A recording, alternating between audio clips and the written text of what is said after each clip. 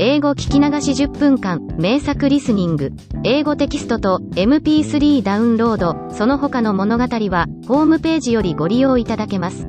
88thpp.com 88thpp.com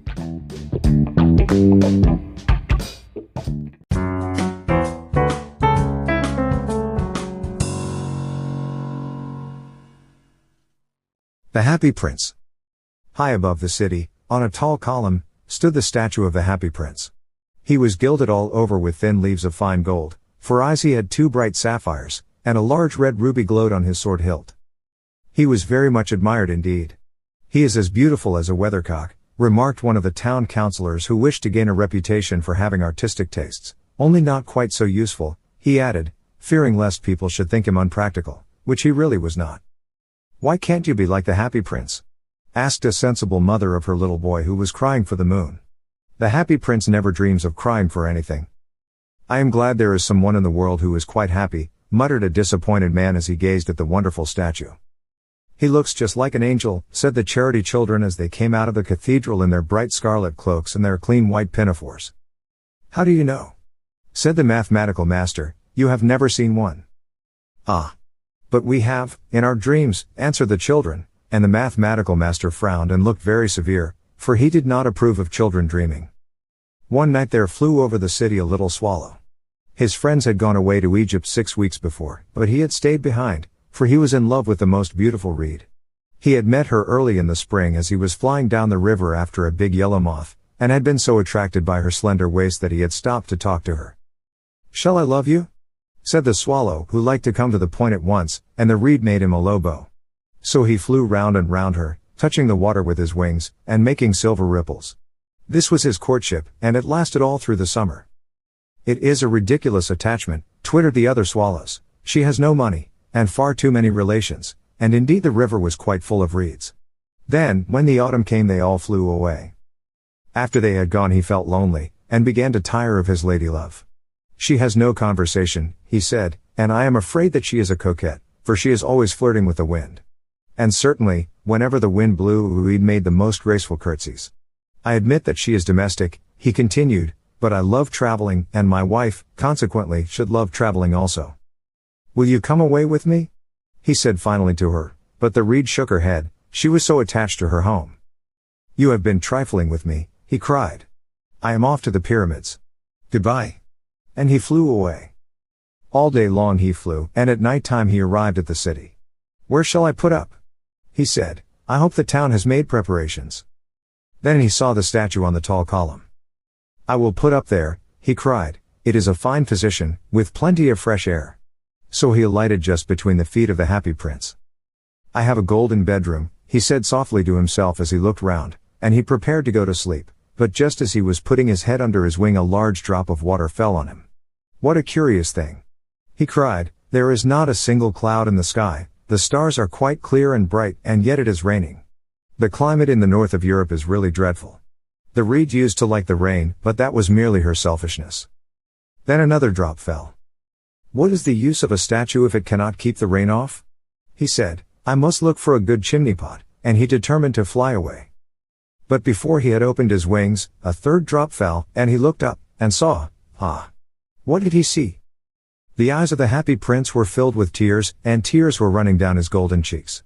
His face was so beautiful in the moonlight that the little swallow was filled with pity. "Who are you?" he said. "I am the Happy Prince." "Why are you weeping then?" asked the swallow. "You have quite drenched me." "When I was alive and had a human heart," answered the statue, "I did not know what tears were, for I lived in the palace of Sanssouci, where sorrow is not allowed to enter. In the daytime I played with my companions in the garden, and in the evening I led the dance in the great hall. Round the garden ran a very lofty wall, but I never cared to ask what lay beyond it, everything about me was so beautiful. My courtiers called me the Happy Prince, and happy indeed I was, if pleasure be happiness. So I lived, and so I died. And now that I am dead they have set me up here so high that I can see all the ugliness and all the misery of my city, and though my heart is made of lead yet I cannot choose but weep." "What? Is he not solid gold?" said the swallow to himself. He was too polite to make any personal remarks out loud. Far away, continued the statue in a low musical voice, far away in a little street there is a poor house. One of the windows is open, and through it I can see a woman seated at a table. Her face is thin and worn, and she has coarse, red hands, all pricked by the needle, for she is a seamstress. She is embroidering passion flowers on a satin gown for the loveliest of the Queen's maids of honor to wear at the next court ball. In a bed in the corner of the room her little boy is lying ill. He has a fever and is asking for oranges. His mother has nothing to give him but river water, so he is crying. Swallow, swallow, little swallow, will you not bring her the ruby out of my sword hilt? My feet are fastened to this pedestal and I cannot move. I am waited for in Egypt, said the swallow. My friends are flying up and down the Nile, and talking to the large lotus flowers. Soon they will go to sleep in the tomb of the great king. The king is there himself in his painted coffin. He is wrapped in yellow linen, and embalmed with spices. Round his neck is a chain of pale green jade, and his hands are like withered leaves. Swallow, swallow, little swallow, said the prince, will you not stay with me for one night, and be my messenger? The boy is so thirsty, and the mother so sad. I don't think I like boys, answered the swallow. Last summer, when I was staying on the river, there were two rude boys, the miller's sons, who were always throwing stones at me. They never hit me, of course, we swallows fly far too well for that, and besides, I come of a family famous for its agility, but still, it was a mark of disrespect. But the happy prince looked so sad that the little swallow was sorry. It is very cold here, he said, but I will stay with you for one night, and be your messenger. Thank you, little swallow, said the prince. So the swallow picked out the great ruby from the prince's sword, and flew away with it in his beak over the roofs of the town. He passed by the cathedral tower, where the white marble angels were sculptured. He passed by the palace and heard the sound of dancing. A beautiful girl came out on the balcony with her lover.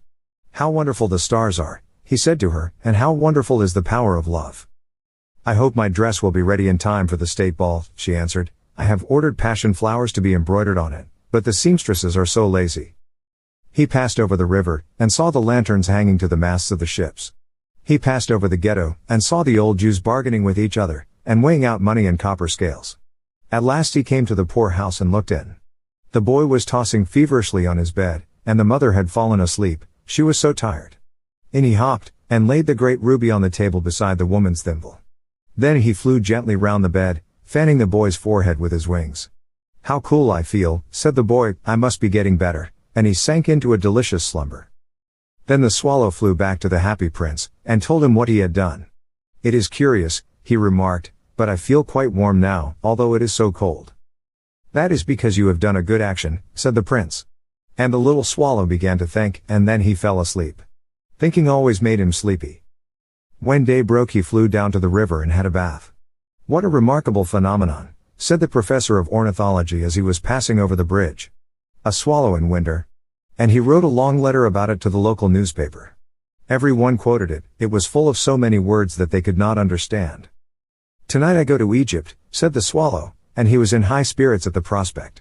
He visited all the public monuments, and sat a long time on top of the church steeple. Wherever he went the sparrows chirruped, and said to each other, what a distinguished stranger. So he enjoyed himself very much. When the moon rose he flew back to the happy prince. Have you any commissions for Egypt? He cried, I am just starting. Swallow, swallow, little swallow, said the prince, will you not stay with me one night longer? I am waited for in Egypt, answered the swallow. Tomorrow my friends will fly up to the second cataract. The river horse couches there among the bulrushes, and on a great granite throne sits the god Memnon. All night long he watches the stars, and when the morning star shines he utters one cry of joy, and then he is silent. At noon the yellow lions come down to the water's edge to drink. They have eyes like green barrels, and their roar is louder than the roar of the cataract. Swallow, swallow, little swallow, said the prince, far away across the city I see a young man in a garret.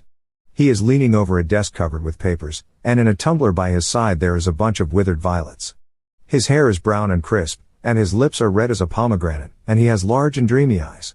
He is trying to finish a play for the director of the theater, but he is too cold to write any more. There is no fire in the grate, and hunger has made him faint. I will wait with you one night longer, said the swallow, who really had a good heart. Shall I take him another ruby? Alas! I have no ruby now, said the prince, my eyes are all that I have left. They are made of rare sapphires, which were brought out of India 1,000 years ago. Pluck out one of them and take it to him. He will sell it to the jeweler and buy food and firewood, and finish his play. Dear Prince, said the swallow, I cannot do that, and he began to weep. Swallow, swallow, little swallow, said the prince, do as I command you. So the swallow plucked out the prince's eye, and flew away to the student's garret. It was easy enough to get in, as there was a hole in the roof. Through this he darted, and came into the room. The young man had his head buried in his hands, so he did not hear the flutter of the bird's wings, and when he looked up he found the beautiful sapphire lying on the withered violets. I am beginning to be appreciated, he cried. This is from some great admirer. Now I can finish my play, and he looked quite happy. The next day the swallow flew down to the harbor. He sat on the mast of a large vessel and watched the sailors hauling big chests out of the hold with ropes. Heave ahoy! They shouted as each chest came up. I am going to Egypt, cried the swallow, but nobody minded, and when the moon rose he flew back to the happy prince. I am come to bid you goodbye, he cried. Swallow, swallow, little swallow, said the prince, will you not stay with me one night longer? It is winter, answered the swallow, and the chill snow will soon be here. In Egypt the sun is warm on the green palm trees, and the crocodiles lie in the mud and look lazily about them. My companions are building a nest in the temple of Baalbek, and the pink and white doves are watching them, and cooing to each other. Dear prince, I must leave you, but I will never forget you, and next spring I will bring you back 2 beautiful jewels in place of those you have given away. The ruby shall be redder than a red rose, and the sapphire shall be as blue as the great sea. In the square below, said the happy prince, there stands a little match girl. She has let her matches fall in the gutter, and they are all spoiled. Her father will beat her if she does not bring home some money, and she is crying. She has no shoes or stockings, and her little head is bare. Pluck out my other eye, and give it to her, and her father will not beat her. I will stay with you one night longer, said the swallow, but I cannot pluck out your eye. You would be quite blind then. Swallow, swallow, little swallow, said the prince, do as I command you. So he plucked out the prince's other eye, and darted down with it. He swooped past the match girl, and slipped the jewel into the palm of her hand. What a lovely bit of glass, cried the little girl, and she ran home, laughing. Then the swallow came back to the prince. You are blind now, he said, so I will stay with you always. No, little swallow, said the poor prince, you must go away to Egypt. I will stay with you always, said the swallow, and he slept at the prince's feet. All the next day he sat on the prince's shoulder, and told him stories of what he had seen in strange lands. He told him of the red ibises, who stand in long rows on the banks of the Nile, and catch goldfish in their beaks, of the Sphinx, who is as old as the world itself, and lives in the desert, and knows everything, of the merchants, who walk slowly by the side of their camels, and carry amber beads in their hands, of the king of the mountains of the moon, who is as black as ebony, and worships a large crystal, of the great green snake that sleeps in a palm tree, and has 20 priests to feed it with honey cakes, and of the pygmies who sail over a big lake on large flat leaves, and are always at war with the butterflies. Dear little swallow, said the prince, you tell me of marvelous things, but more marvelous than anything is the suffering of men and of women. There is no mystery so great as misery. Fly over my city, little swallow, and tell me what you see there. So the swallow flew over the great city, and saw the rich making merry in their beautiful houses, while the beggars were sitting at the gates. He flew into dark lanes, and saw the white faces of starving children looking out listlessly at the black streets. Under the archway of a bridge 2 little boys were lying in one another's arms to try and keep themselves warm. How hungry we are, they said. You must not lie here, shouted the watchman, and they wandered out into the rain. Then he flew back and told the prince what he had seen. I am covered with fine gold, said the prince, you must take it off, leaf by leaf, and give it to my poor. The living always think that gold can make them happy. Leaf after leaf of the fine gold the swallow picked off, till the happy prince looked quite dull and grey.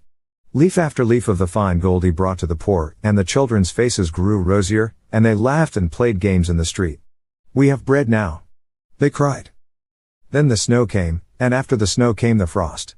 The streets looked as if they were made of silver, they were so bright and glistening, long icicles like crystal daggers hung down from the eaves of the houses, everybody went about in furs, and the little boys wore scarlet caps and skated on the ice. The poor little swallow grew colder and colder, but he would not leave the prince, he loved him too well. He picked up crumbs outside the baker's door when the baker was not looking and tried to keep himself warm by flapping his wings. But at last he knew that he was going to die. He had just strength to fly up to the prince's shoulder once more. Goodbye, dear prince, he murmured, will you let me kiss your hand?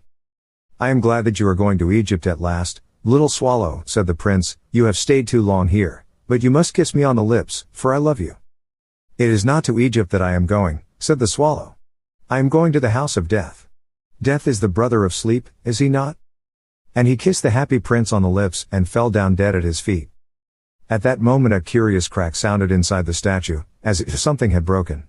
The fact is that the leaden heart had snapped right in two. It certainly was a dreadfully hard frost. Early the next morning the mayor was walking in the square below in company with the town councillors. As they passed the column he looked up at the statue. Dear me! How shabby the happy prince looks! He said. How shabby indeed! Cried the town councillors, who always agreed with the mayor, and they went up to look at it. The ruby has fallen out of his sword, his eyes are gone, and he's golden no longer, said the mayor. In fact, he is little better than a beggar. Little better than a beggar, said the town councillors. And here is actually a dead bird at his feet, continued the mayor. We must really issue a proclamation that birds are not to be allowed to die here. And the town clerk made a note of the suggestion.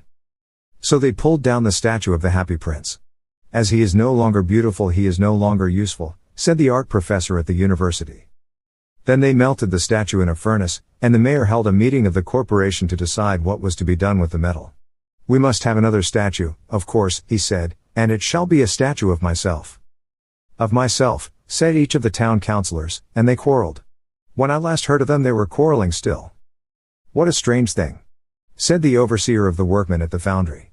This broken lead heart will not melt in the furnace. We must throw it away. So they threw it on a dust heap where the dead swallow was also lying. Bring me the two most precious things in the city, said God to one of his angels, and the angel brought him the leaden heart and the dead bird. You have rightly chosen, said God, for in my garden of paradise this little bird shall sing forevermore, and in my city of gold the happy prince shall praise me.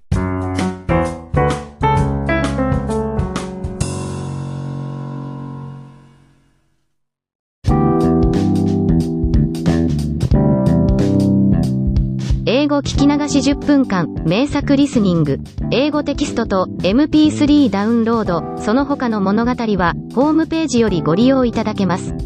88thpp.com 88thpp.com